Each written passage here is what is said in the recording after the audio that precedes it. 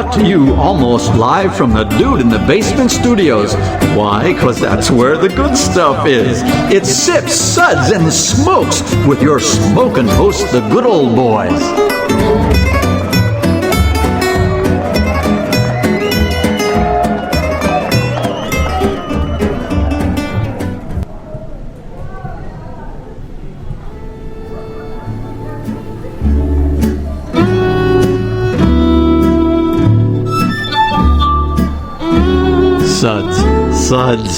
Suds. It's time for more Suds. Hello and welcome in. It's definitely time for more Suds. I'm good old boy Mike. I am here today with my co-host, good old boy Jim. Good afternoon. Reverend Mark. Hello. And good old boy Jonathan. Hello. And we're here to talk about everything good in life that is worth discussing.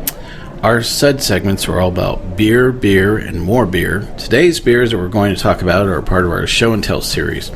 We have 3 beers to talk about. We're going to talk about Avery Brewing's 20th, which is one of their anniversary beers. We have another beer from the Bruery called Bois, and it's up for debate.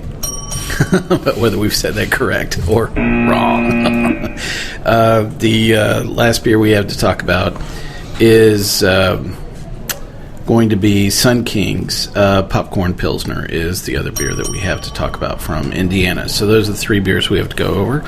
Good old boy Jim, what are we going to be doing as we talk about each of these beers? We will be tasting and discussing these beers and rating these beers, plus adding their signature sounds. So here are those ratings now. A 1, that sucks. Give me anything but a bud. 2, was that a belch? 3, what a relief. 4, a body really should not make that sound. And 5, listen to that hang time, give me another. I think I've been waiting for a long time for you just to read those out loud.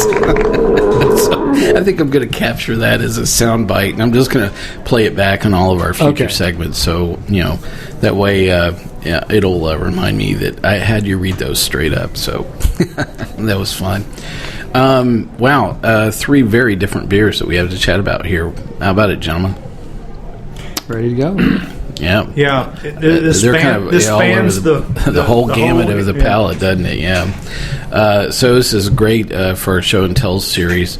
So I brought a couple of these, and Reverend Mark brought one. So I think we'll start off at least with one of the ones that I brought, which was Avery, the 20th anniversary beer, which is. They produce one of these, I believe, every year. So there was like 19th and 17th, and they're very different, from one year to the next. So this one definitely was really worthy of us talking about. And Reverend Mark and I actually were at Avery Brewing this year, and it's great that we were able to sit down and actually get to meet a lot of the folks at Avery, but this was a beer we didn't get to try while we were at Avery, was it, Reverend Mark? No.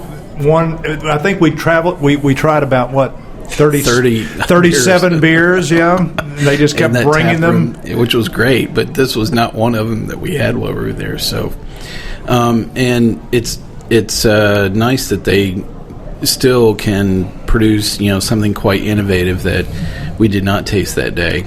And the timing, between all of that was kind of interesting because I think they were releasing this almost at the same time we were there, but yet this is not a beer that we had while we were there. So, first up, good old boy Jim, what did you think of Avery's 20th?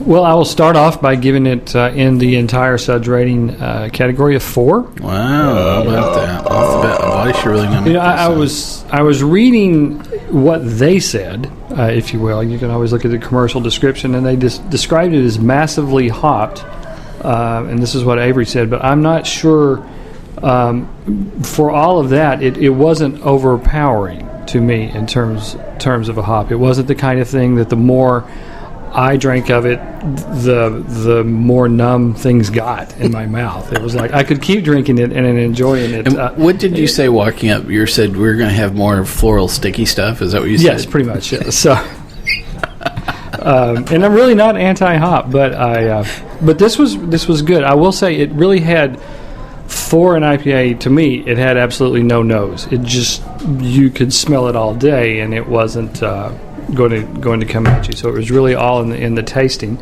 But I gave it a 4. I enjoyed it. It was good. And this is definitely Imperial with a capital I, for sure. Definitely. Reverend Mark, what do you think of Avery's 20th? Well, I concur with Jim. I give it a 4 to start out. And I would say that this particular IPA, this Imperial IPA, shows where over the last 10 years or so, it used to be that you just simply would submit a beer like this in say in a competition as an American-style barley wine that was, by definition, a very big, just a big ale with a lot of hops if it was to be an American style. Now we've kind of ventured into the imperialized IPA. So I would say that the only reason I bring that up is that it tends to lean more toward the barley wine end of that spectrum for me. That is, yeah, it's very hoppy, but it's got a lot of malt to it to where it's just not like a hop explosion. It's there. The bitterness is in the throat still, but there's still a lot of malt going on there. Yeah, so definitely. Yeah, it's one of these great winter beers to be savored. Interesting take. So, good old boy Jonathan, what did you think of Avery's 20th? I think I'm actually going to give it a 3. Wow. I did, yeah, it was good. I think it was a little hoppy for me, and it didn't have quite enough just kind of like lasting. It kind of dissipated quickly. Well, that's something that can happen with some beers like this that are rather big, is they don't linger around on the palate quite a bit. Would this be a beer you'd come back to, though? I think I would give it another try. I think so. All right. Well, there you have it. So Avery's 20th, I wrote down it was very Avery-like. It reminded me of the other IPAs, or a lot of the hop style, like Maharaja this is like a super hopped up version of Maharaja for me, because it has a lot of the same hop profile itself in it. I found that it was a bit sweeter and probably a bit more boozy than some other Averys that I've had. I like this. I think probably in the scheme of things, of everything I know that Avery makes, I don't know that I would probably come back to this, just because I think there are a lot of other really great choices from Avery. It's not a bad beer. It's just I think there are some other things that I probably would enjoy from them a bit more.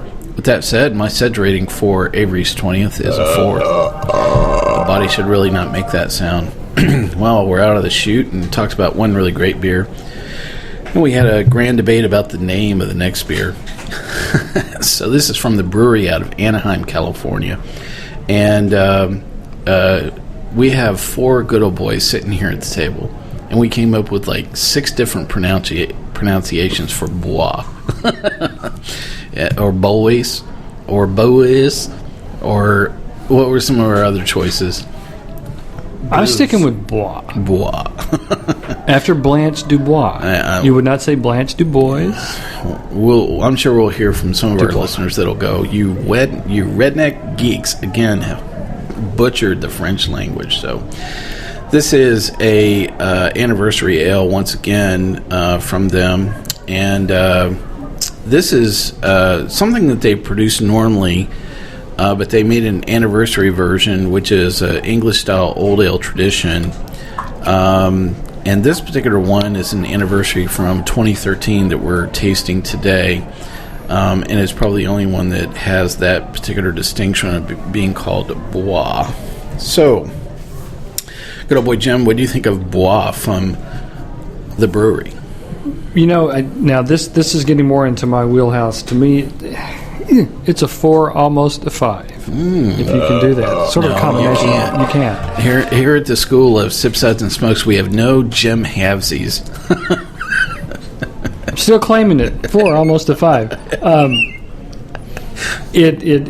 I tasted caramel. I tasted vanilla. I tasted the fact that it was aged in bourbon barrels. And the thing that it brought to mind was a Woodford Reserve bourbon. Huh, that's interesting. Because you get that vanilla, you get that caramel. It's that kind of thing that you just want to sip this slowly. Hot fire, cold beer. Just sit there and enjoy this all the way down. Interesting ambiance. You've painted not only the beer and the taste, but you've actually exactly what I'm doing in your mind. And I'm wearing my what are you smoking? That's what's really important. That is just true. Probably a Padron. Good. This can handle a Padron. I was about to say, I knew that there was the right accompaniment of Stogie to go with this as well. So, this is something you would come back to, or? Yes, it is. I would come back to this. All right. Did you rate it, or I missed that?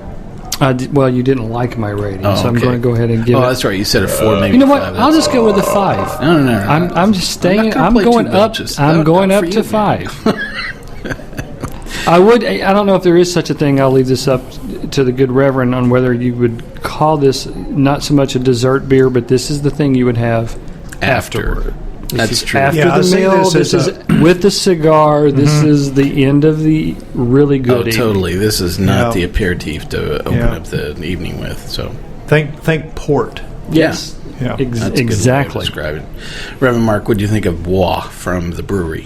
Well, I'm kind of on the fence about the ratings, but I'll kind of come back to the 4. It's between the 4 and the 5, but I'll get a 4. And the only reason I'm not giving it an absolute 5, it's still a little sweet. It's not cloyingly sweet. It's not off-putting sweet, but it's a little, if it had been just a tad drier, maybe. But other than that, I think it's a fairly perfect beer and very complex. It embraces a lot of different kinds of flavor. I get the dried fruit. I get spice, pepper, a little bit of mint even, caramel aspect to it. I get like a dark brown sugar, almost like a molasses, but again, not the sweet from the molasses as much as kind of that burnt kind of. And then vanilla. So there's just a lot of going on in that beer. It's certainly not what you would call a gateway beer. It's the opposite of the gateway beer. It's for people that have taken the gate down and have just gone into new territory altogether. A stampede, boys. Great description of Bois from the Bruery. Good old boy Jonathan, what did you think of Bois from the Bruery? All right, well, I really like this beer. This is one of the things that good old boy Jim has actually pretty much force-fed me since, legal drinking age. And I love it. It's caramelly, like John said. It's smooth. It is a little sweet, so I won't give it a 5, but it's a solid 4, and I really like it. And I want some bacon with it. I think that'd go well. It does. It needs something salty to go with it. I agree. Something that will cut through, the rest of what's going on in this beer. So, good old boy Mike, I thought that it was different than many of the other anniversary style beers that I've had from some other brewers. This particular beer, big, caramel, and sweet were the first things that I wrote right off the bat, and it's very alcohol forward as well. I mean, this is definitely not this is not the beer you start the evening with. This is the beer you end the evening with and then pass out probably. So I had the ABV right here in front of me. It's 15.5%. Yeah, you should have seen the eyes pop out of Reverend Mark's head on that one. So, yeah, that's exactly why it's alcohol forward. So, the nose had a very floral buttercup and almost like a burnt caramel kind of, smell to it. And I think it was the same thing you said, Reverend Mark, was, kind of burnt caramel. I really think that tends to be kind of the running theme, as I'm sipping this as well. The bourbon is not really, it's not overwhelming on this, and I don't know what kind of barrels they use. I don't know who was the, whatever they put this in, but, usually sometimes when things are barrel aged, it just overwhelms the beer, and that's not what's happened here. So, with that said, my rating for Bois 2013 from the Bruery is actually going to be 3. What a relief. Well, with that, we have the last beer, and Reverend Mark brought this one, so I'm going to let him introduce it to you. Yeah, this is the Sun King Brewery, which is out of Indianapolis, Indiana. I just happened to be passing through there a few months ago. I was there for a conference, and I went by the brewery and went to their tasting room. They had a lot of really good beer, good basic pale ale, and a porter, stout, that kind of thing.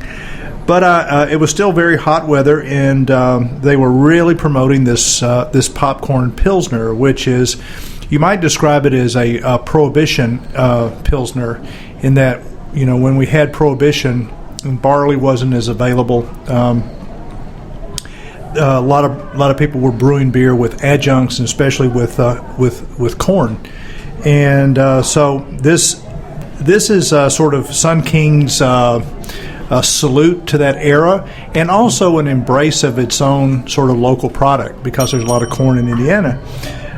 So it's a very light Pilsner with a corn aspect, meaning that it gives you a little bit of different kind or of a sweetness, and also what's called DMS, or dimethyl sulfide, which you typically would not approve of in a beer, but it's completely acceptable. It's kind of the smell you get when you open up a can of canned corn, like Green Giant, and just kind of has a little bit of that smell to it. I brought this in because I thought, first of all, I like to affirm breweries that are using really locally sourced products. I really like that. And I think this is would have been even a better beer for us to drink and to discuss months back when we had the lawnmower beer session. This is a perfect lawnmower beer. Or this the series we're doing next is boat beer with Kevin. Yes. Yeah. So, the thing is that these other two amazingly complex and big beers, as compared to this, it's kind of biased my rating. So I'm on the fence with between 3 and 4, but I'll stay with 3 on this one. Well, we'll change up the order here. So, good old boy Jonathan, what did you think of the Sun King Popcorn Pilsner here? I gave it a 3. It's I just didn't love it, but it was definitely drinkable, and I think it would be great on the golf course. But would it improve your game, or it depends on after you had 5 or 6 of them, whether that's going to really improve your game?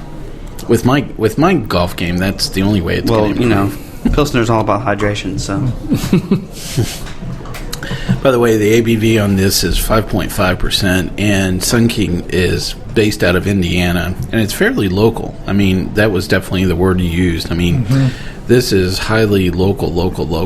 We did have Sun King at the Great American Beer Festival, and they had some other good beers. I'll have to go back and look at my notes to see what I wrote about Sun King as well. So hang on just one second.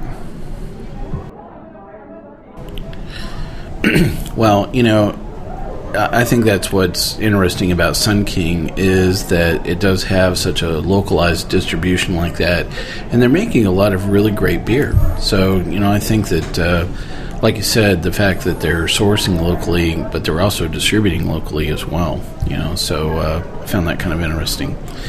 Well, my tasting notes around Sun King's Popcorn Pilsner is... it was very welcome in this overall flight. In fact, the word I wrote was refreshing. I mean, oh my God, thank God that I had just something that was, didn't overwhelm my palate. It was a palate cleanser. I hate to say it, but it was being used as such. And then I went and took a break and kind of, reset my palate for a minute, and then came back to it to really say what I thought about this, from the first time I tried it. It was very dry. In fact, I wrote down that it was almost like a super dry ginger ale, without it being kind of sweet. It's a great beer, but it's not what I think of as a Pilsner. I think it's because so many of the other German-style Pilsners that I've had, have more, malt forward in it. The drying agent is very different. This one seemed to go a little too dry, for me. So my rating for the Sun King Popcorn Pilsner is a 2. Was that a belch? Good old boy Jim, what did you think of Sun King's Popcorn Pilsner? Well, let me paint a picture. We have... I love this. I know. We have a lot How many cows are there in the field? Exactly. In this picture? Exactly. We have really good friends who live in northern central Indiana. I know. I have like the Little House on the Prairie theme playing through my head. You really actually, you really should. They live in a house like that. I love it. And over this, so if you can just picture, here you are, you're in Indiana. It's a hot summer night. It's the 4th of July. Maybe you're at a drive-in. Either one of the two will be fine. This is the kind of thing that you would bring out. A nice cold popcorn Pilsner. It's not going to overpower you. I would say, I put it up to my nose. I smelled bananas. I'm not sure that's what they were going for. There was no popcorny or corny taste to me, but it smelled a little fruity. It did not linger. Once you swallowed it, it was gone. And so, like you said earlier, I mean, it would be a fine lawnmower beer. It would really be, though, a fine hot summer night beer that you would just have a cooler full. Well, even as I'm enjoying it now, I think I'm already tracked. Part of what I was saying is I didn't think there was enough malt forward in this, and actually, as it's kind of warmed up here, I'm having a lot more malt forward in it as well. So, but there's no cows in it, Jim. I didn't say cows. I know. I still have the Little House on the Prairie theme playing through my head. And okay, I'll drop it. Central Indiana, the cornfields are really tall. So you're either at the drive-in or the 4th of July fireworks show. You're drinking this. So you're saying this is ideal growler beer? It's just summer beer. Yeah, there, a full gallon, right there at the mark. If there are young ladies present, they can drink this without being all. Ew. So what's your Suds rating? I give it a 3. A 3. A body should really, or I would have relief. I'm sorry. So, well, cool. These were 3 very different beers, weren't they? It was tough to taste them this way. Who came up with this idea? Well, you were a little all over the board. Luck of the draw, luck of the poor. We're going to call this the most diverse show and tell show I think we've ever done. So, well, I mean, you are here in the practical dead of winter, and we had the anniversary Bois. This is just the thing. I want to go home now and build a fire and drink some more. The other is the Sun King Brewery. I'm just waiting for summer. So any one of these that you guys would go back to? Bois. You go back to the Bois. Jonathan? Unless I'm at a drive-in. And then, yeah. And I'm going to Sun King Brewery. And there are cows involved. Yeah. I feel like there are a lot of ones like Bois that are like similar that I think I'd like better. The ones that I already know. I think the one I'd be most likely to try again would be the Popcorn Pilsner. Huh? Oh, interesting. Reverend Mark, how about it? Would you go back to any of these? I'd go back to all 3 of these, depending on just, what time of the day, what time of the year, circumstances. I definitely would like to have a Bois. You would like to have a Bois. No. Make sure that comes across just right. Thank you. And just stick this one away, like for next Christmas, for that matter. But yeah, I could ice down a case of the Sun King, and just wait for summer. Yeah. Well, the fact that was delivered in a can, I think that's one of the interesting aspects of the Sun King was they were using a can, which is definitely one of our favorite distribution models. So. I really enjoyed our discussion about these 3 beers from Avery's 20th, the Bruery's Bois 2013 anniversary, and Sun King's Popcorn Pilsner. I want to thank my guests for coming on and talking about these 3 beers. Good old boy Jim. Thank you. And Reverend Mark. Have a good year. And good old boy Jonathan. Happy to be here. It's good old boy Mike. I'm going to ask you to drop us a note if you'd like to. Definitely rate this episode if you've not done so already on whatever avenue you're listening to us, whether it's terrestrial radio or on the internet. Drop us a line at info@sipsudsandsmokes.com. You can catch us on Twitter at @sipsudsmoke. Our Facebook page is quite active, and we'd love to have you drop in and check us in on us there. Our daily tasting notes are posted on our Twitter feed as well. You'll catch nearly everything that our hosts are trying, and you can catch their ratings on there as well. For now, I'm going to thank you for joining us and ask you to keep on sipping.